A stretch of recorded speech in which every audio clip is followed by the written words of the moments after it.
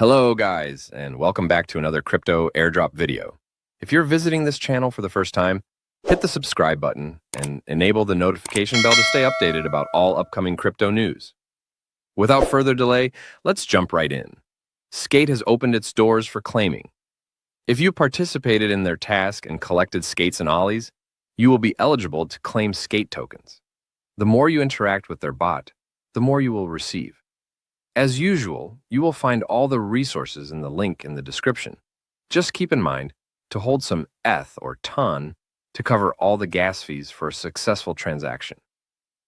Now, for those who are not familiar with this project, Skate is revolutionizing the development of stateless apps that run simultaneously on all chains with a single state, eliminating the traditional fork everywhere model and boosting efficiency.